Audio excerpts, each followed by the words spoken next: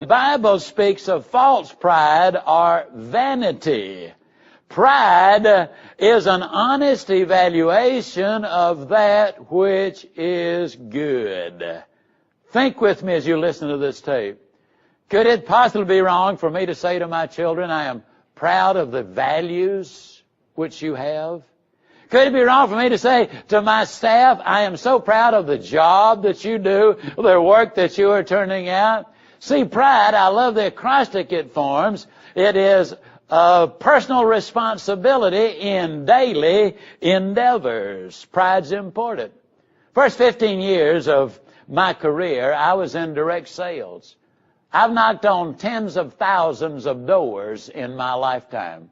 I don't ever remember getting excited about going out and knocking on doors. I did it because that's one of the things I had to do to make sales. After a period of time, I started putting on cooking demonstrations where the hostess would invite in several couples, and we'd cook up the meal and make the sales. I finally got semi-smart and realized I couldn't do it all myself. Ran an ad in Columbia, South Carolina for a lady to help me. A lady named Jerry Arrowwood responded. Now, to give you an idea of what her personality was like, she was baking cakes and taking in sewing to help support her 3 daughters. Does that tell you something about her? Very quiet, very shy, but also very neat.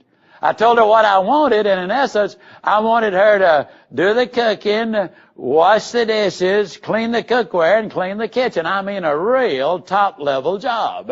And we talked about it a little bit, and she said, oh, Zig, she said, I'd love to have that job. I said, I love to cook, don't mind washing dishes, don't even mind cleaning the kitchen. But as you can tell, I'm very shy. I got to get a promise from you that you will never call on me to participate in the actual demonstration itself. In other words, Zig, she said, you do the talking, I'll do the working. Well, I could instantly tell that Jerry and I were going to get along real good. I mean, no conflict of interest there.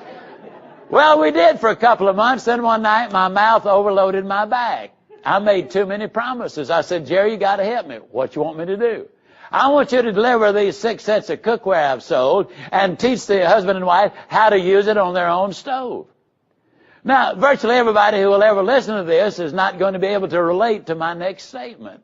Sheer terror filled her eyes. She literally, physically started shaking instantly. I can't do it. I can't do it.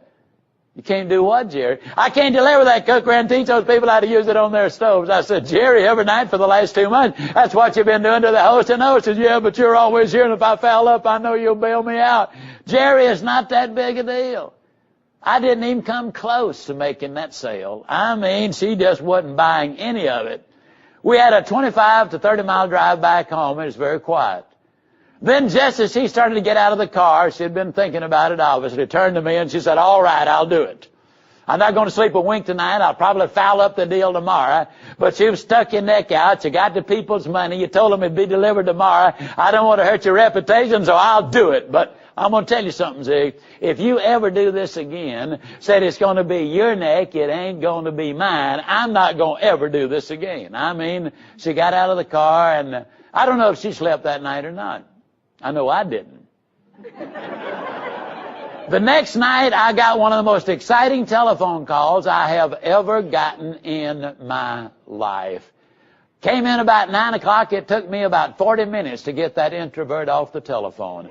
I mean, she, word by word, step by step, blow by blow, gave me minute details and everything that took place. She said, when I got to the first family, Zig, they had the coffee made and a dessert on, and we had a wonderful time. They told me how personable I was, what a great personality I had, how professional I was. Zig, she said, I had a wonderful time there. And 3 of the 6 couples had the coffee on and the dessert ready, and they all bragged on me, Zig. She said, I'm telling you, I had the time of my life. I'll do this any time you want me to do it. Didn't happen that year or the next or the next or the next.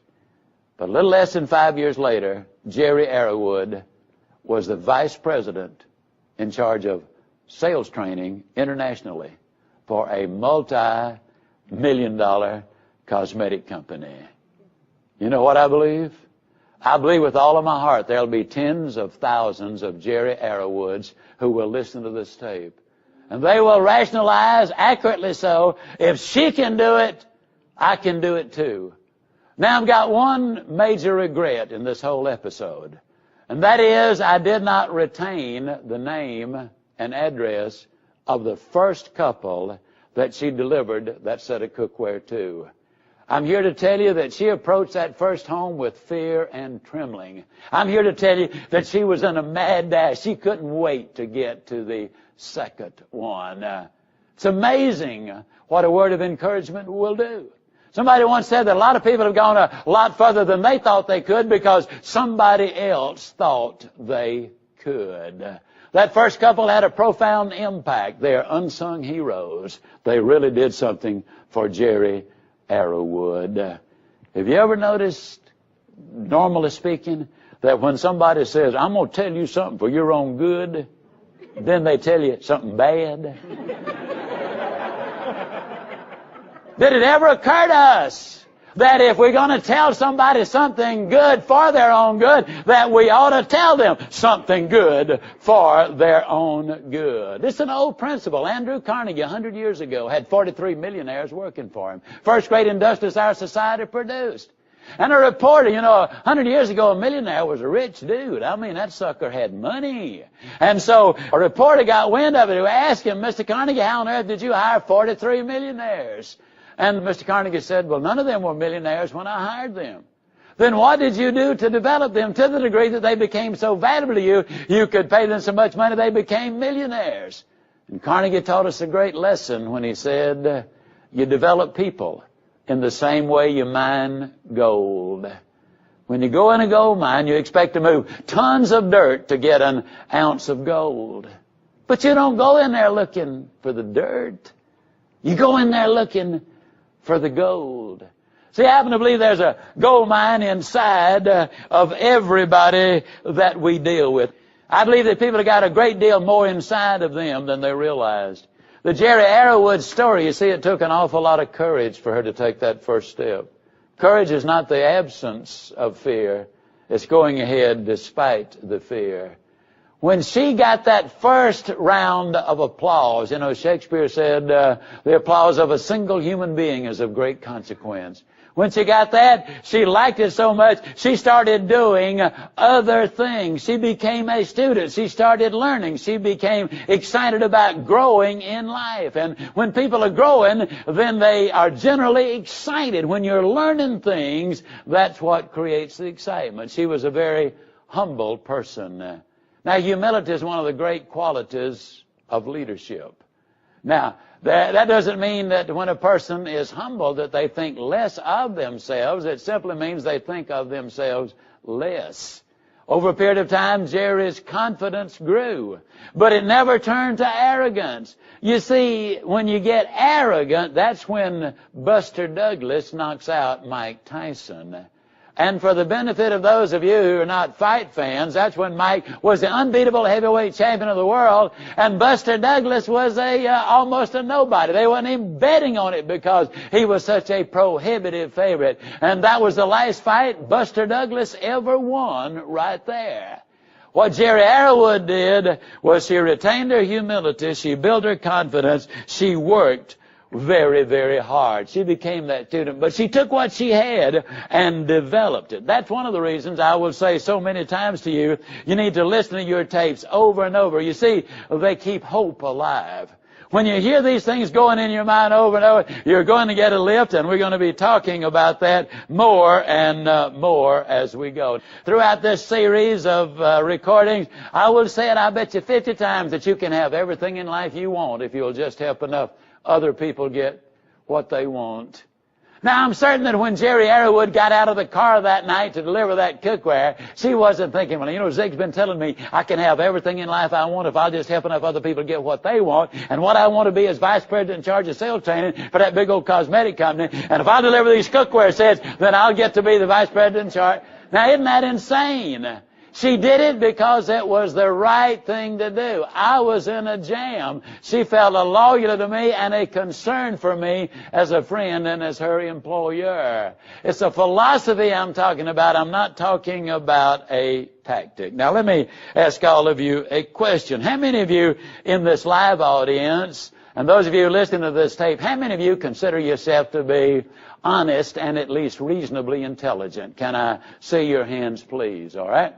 Now, for those of you who did not raise your hands, was it the honesty part or the intelligence part that created the turmoil inside? Okay, I'm just teasing. I saw all of the hands go up. Now, let me ask you honest, intelligent people a question.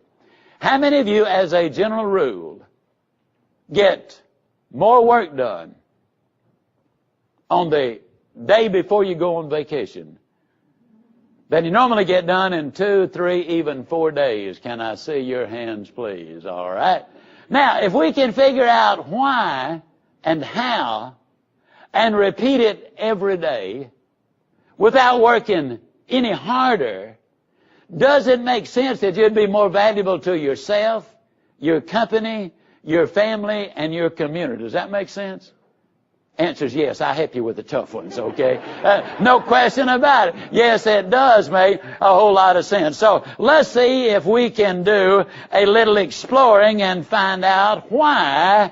And here's the first thing. First of all, you've already said to me that you are honest and intelligent. Now, I want to make another profound statement. What you do off the job determines how far you go on the job. Every athlete knows that. Every entertainer